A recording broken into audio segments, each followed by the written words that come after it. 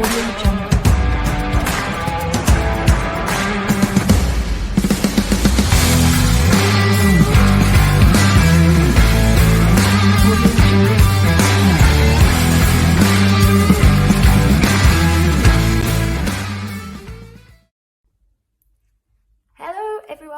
welcome to the first of our Netball Scoop Commonwealth Games 2022 vlogs. My name is Zara and I'm super excited to be sharing my journey at the Commonwealth Games with you. So I'll be attending with two of our Netball Scoop writers, Daisy, who's actually based in Birmingham, and our editor-in-chief and all-round netball guru, Jenny, who has flown over from Australia for the event. So we are really excited to be able to bring you a bit of a different style of content this year.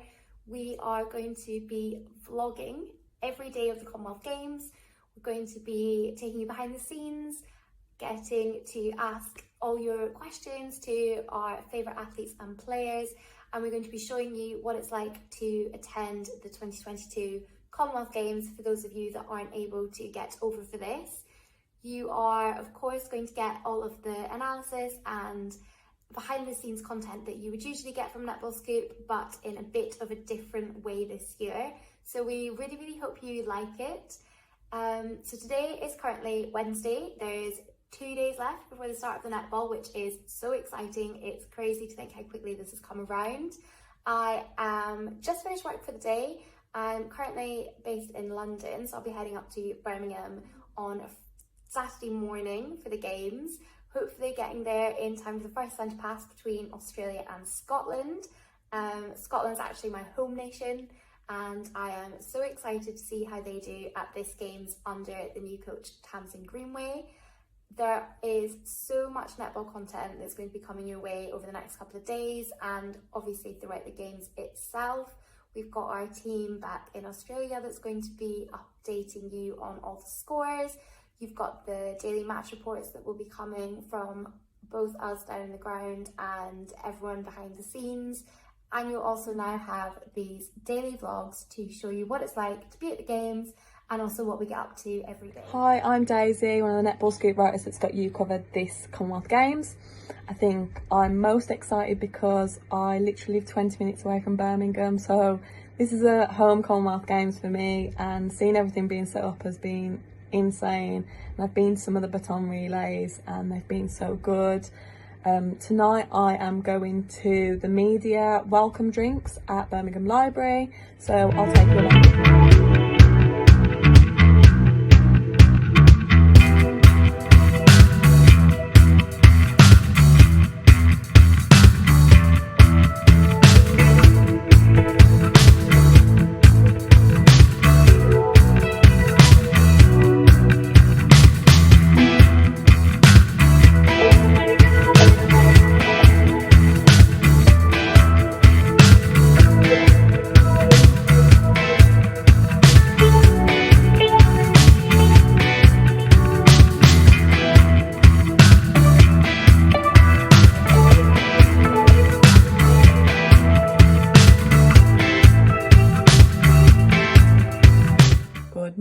It is Friday morning and I've just woken up. I'm about to get ready, head over to the NEC, meet Jenny.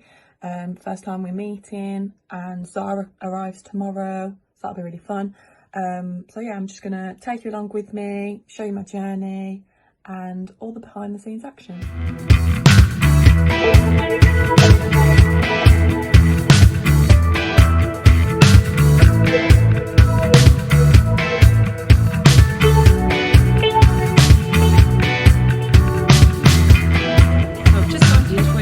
Who's recovered her composure after Jeeva's big night last night. Yvonne, what was it like to watch Jeeva reading the Athlete's Oath? Unbelievable. When she told me, I was just, well, tears obviously, and then my next thought was, oh my God, what if she messes up? But no, she was awesome and so proud of her. Clear, precise. I was the mess. I was watching it at home on the telly and I was the one that was the mess, but she was so eloquent, wonderful. Yeah. And Yvonne, Jeeva's 6th Commonwealth Games appearance, how do you feel as a mum? I can't believe she's made it this long, to be honest with you. When you go back, because I was there at Manchester in 2002, and to come back 20 odd years later, still playing at this level, even I pinch myself. I mean, she's getting an old girl, and there's one even older in Jade. So the two old girls are, it's lovely. Yeah, well, congratulations, and I hope she has a great tournament. Thank you. I'm joined by Lisa Alexander today. Lisa's working for the host broadcaster at these games. Lisa, how did that all come about?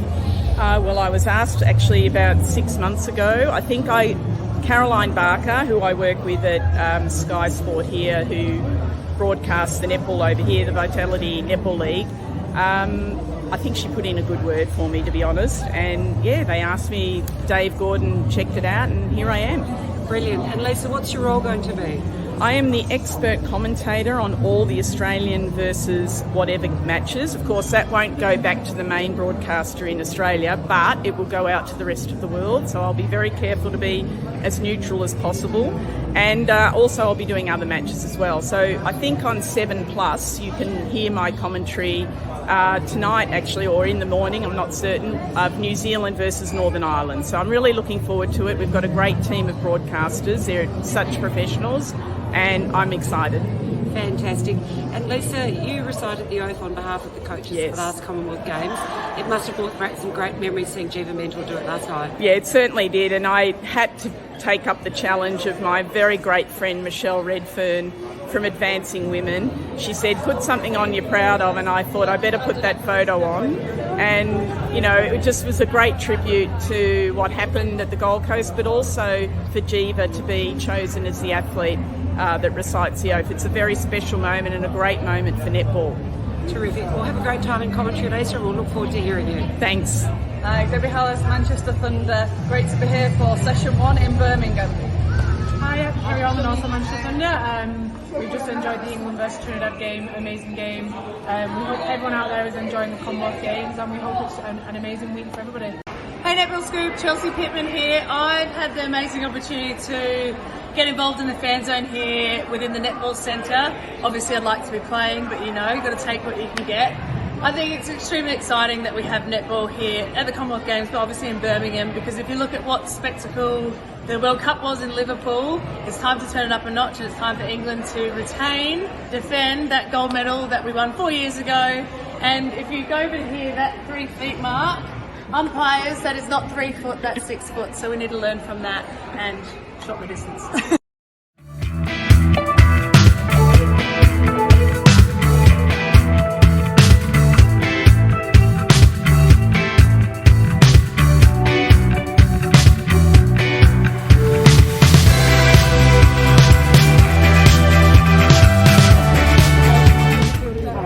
It's amazing, yeah, just an absolute dream. I feel like life has been a whirlwind the past few weeks, but to be able to have finally got back home, to have started the competition is amazing. Home games is a once in a lifetime opportunity, but to be born and bred in Birmingham and be able to be finishing my career here is an absolute dream.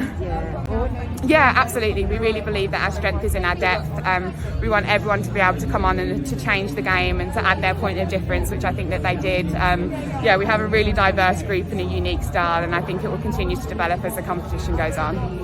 Well, I saw my phone ringing in the changing room at about 11:30, so I'm not sure that she's 100% aware that we started and we opened the competition, so I'll get back to her afterwards. I do know, however, that they open their campaign tomorrow against the Diamonds, so that'll be a real challenge for them, but yeah, it's just a brilliant opportunity for the both of us. I know Sarah's really excited to be on the coaching bench, and Scotland are really moving forward with their game as well, so it'll be a really good contest for them tomorrow against number 1 in the world.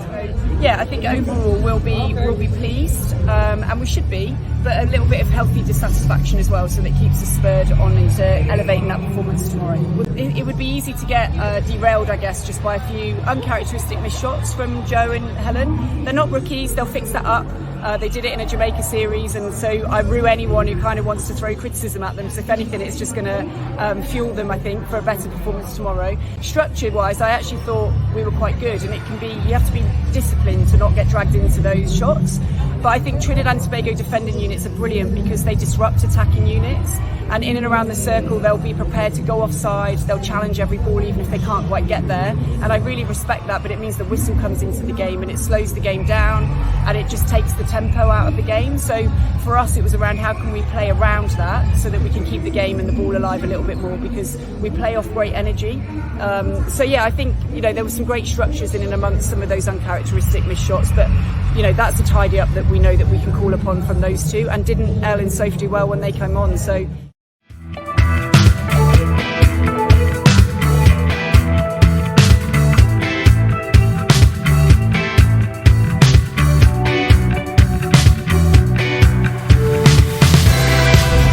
smiles after that one, Stacey? Oh yeah, it's just been a long build. Well, it feels like it's been a long build, and I think for us, we walked in the change room, it was like we're actually playing as a team. We've done a lot of internal match play and obviously been a fair bit isolated from everyone, so it was nice to be all as one and go out to stand collectively to play our game plan.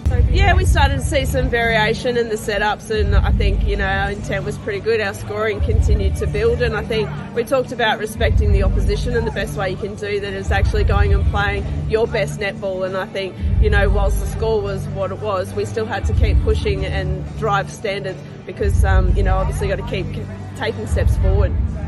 Hey, Charlie didn't get out there today. How's she going? Yeah, she's going well. Like, I guess, you know, you've got to look at the bigger picture, and we're just looking at some loading at the moment, but, you know, you'll see her out there very shortly, and she's moving really well. So nothing to be worried about. I guess, you know, you've got to individualise and you've got a big picture in mind.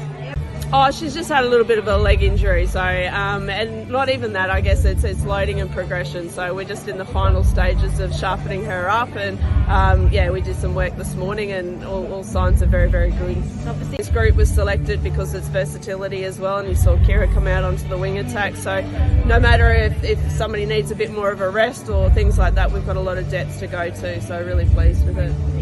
Work by your defenders too. That must have been pleasing, because, you know, with a different set of umpires. Yeah, really pleased with our defence. I'm liking the partnerships that have been created. So a lot more, I think, trust, and they're getting a lot of freedom to actually go for ball, because they know they've got the support around them. So I'm really excited to see what our defence end can do throughout the tournament, and when they're challenged, and how they actually, you know, use their strength as a combination as opposed to just individual skill sets. I think, you know, they've got a high performance program that's going, you know, all year now, and obviously coached very well with some very experienced ex-players as well. So I think, you know, they're going to run really hard. I think they'll contest. I think it'll be a bit similar in terms of the one-on-one style. So I think it'll be a good little battle. You mentioned Paige.